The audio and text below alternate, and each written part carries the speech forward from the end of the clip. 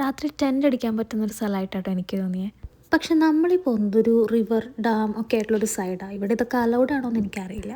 നമ്മുടെ വീടൊരു സിറ്റിയുടെ സൈഡിലാട്ടോ, നമ്മൾ പോകുന്നതാണെങ്കിൽ ഒരു കൺട്രിയുടെ സൈഡിലേക്കും. അപ്പോൾ അതിൻ്റേതായ കുറച്ച് ദൂരമുണ്ട്, എന്നാലും കുഴപ്പമില്ല.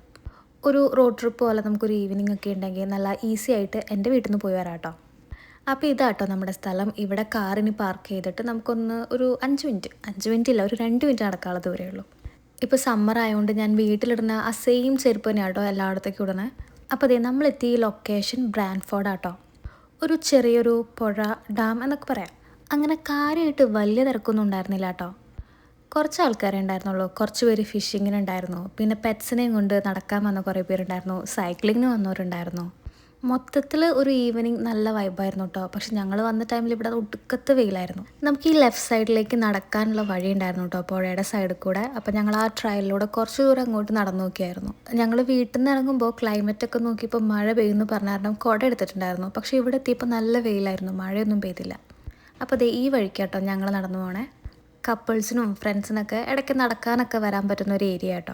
കാര്യമായിട്ട് തിരക്കുമില്ല, പിന്നെ ചൂടും വെയിലൊന്നും ഉണ്ടായിരുന്നില്ല, നല്ല സുഖമായിട്ട് നടക്കാം. ഈ നടന്നു പോണ വഴിയിലൂടെ നമ്മളങ്ങനെ നേരെ നടന്നു കഴിഞ്ഞാൽ ചിലപ്പോൾ അടുത്ത സിറ്റി വരെ എത്തും. അതുകൊണ്ട് ഞങ്ങൾ കുറച്ച് ദൂരം പോയിട്ട് തിരിച്ചു നടന്നു കേട്ടോ.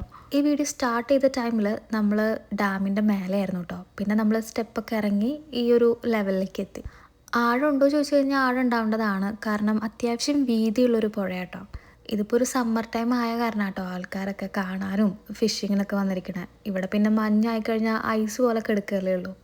കയ്യിലൊരു സെൽഫി സ്റ്റിക്കോ ട്രൈപോഡോ അങ്ങനെ എന്തെങ്കിലും ഉണ്ടായിരുന്നെങ്കിൽ കുറച്ച് നല്ല ഫോട്ടോസൊക്കെ എടുത്ത് പോകുമായിരുന്നു. ഞങ്ങളാണെങ്കിൽ ഇതൊന്നും കൈ പിടിക്കാതെ വന്നത്. അത് കാരണം ടൈമറൊക്കെ വെച്ച് പുല്ലിൽ വെച്ചിട്ട് 1, 2, 3 ഫോട്ടോ എടുത്തു. ഞങ്ങൾ കുറച്ചധികം ദൂരം നടന്നെങ്കിലും ഇത്ര ദൂരം നടക്കണമെന്ന് ഞങ്ങൾ വിചാരിച്ചിട്ടുണ്ടായിരുന്നില്ല. കാരണം എവിടെയെങ്കിലും വെച്ചിട്ട് തിരിഞ്ഞ് നടക്കാനുള്ളൊരു റൂട്ട് എന്തെങ്കിലും കാണുമെന്നാണ് വിചാരിച്ചത്. പക്ഷെ കുറച്ച് ദൂരം അങ്ങോട്ട് പോയിട്ടും ഞങ്ങൾക്കത് കണ്ടുപിടിക്കാൻ പറ്റിയില്ല. പക്ഷെ വേറെ ആൾക്കാർ അതിലൂടെയൊക്കെ കട്ട് ചെയ്ത് പോണ കണ്ടു. ചിലപ്പോൾ സ്ഥിരം വന്നു പോകുന്നവരാവട്ടോ അത്. അങ്ങനെ ദേ ഈ ഒരു മാർക്ക് കണ്ട സ്ഥലത്ത് വെച്ച് ഞങ്ങളങ്ങ് തിരിച്ചു കടന്നു കേട്ടോ. ഇനിയും സ്ട്രെയിറ്റുള്ള വഴി കൂടെ പോയി കഴിഞ്ഞാൽ ചിലപ്പോൾ വേറെ വല്ല സ്ഥലത്തെത്തും. അങ്ങനെ ദേ നമ്മൾ ഇവിടെ നിന്നാണ് ഇറങ്ങി വന്നത് ഡാമിൻ്റെ മേലേന്ന്. അപ്പോൾ നമ്മളതേ അങ്ങോട്ട് തിരിച്ച് കയറുക കേട്ടോ. എൻ്റെ ഫേസ് കണ്ടറിയാം നടന്ന് ക്ഷീണിച്ചിട്ടുള്ള വരവാട്ടോ അത്. തിരിച്ചു പോണ വഴിക്ക് ഞങ്ങൾ വീട്ടിൽ ചെന്ന് കുക്ക് ചെയ്യാനുള്ള പ്ലാനൊന്നും ഉണ്ടായിരുന്നില്ല. അതുകൊണ്ട് തന്നെ ഒരു ഹോട്ടലിലൊക്കെ കയറി എന്തെങ്കിലും വാങ്ങിയിട്ട് പോകാമെന്നാണ് വിചാരിച്ചത്. അതുകൊണ്ട് തന്നെ പോണ വഴിക്കുള്ള ഒരു ഹോട്ടലിൽ കയറി ഞങ്ങൾ ടേക്ക് ഔട്ട് ആട്ടോ. ഒരു ഫ്രൈഡ് റൈസ് വാങ്ങിയിട്ട് ഞങ്ങൾ തിരിച്ച് വീട്ടിൽ പോവുക. ഇനി ഈ ഒരു സ്ഥലത്തേക്ക് ഈ അടുത്ത് വരുമെന്നൊന്നും നമുക്ക് അറിയില്ല, കാരണം നമ്മൾ ഓരോ പ്രാവശ്യം പുതിയ പുതിയ സ്ഥലത്തേക്കാണ് പോകണേ. ഇവിടെ ആണെങ്കിൽ പിന്നെ നമുക്ക് ചുറ്റും ഒരുപാട് സ്ഥലങ്ങളുണ്ട് കേട്ടോ നമുക്ക് പോവാനും കാണാനൊക്കെ ആയിട്ട്. അപ്പോൾ നമ്മുടെ വിശേഷങ്ങളൊക്കെ അത്രയേ ഉള്ളൂ. ടാറ്റാ. വീഡിയോ ഇഷ്ടമായെങ്കിൽ കമൻറ്റ് ചെയ്യണേ.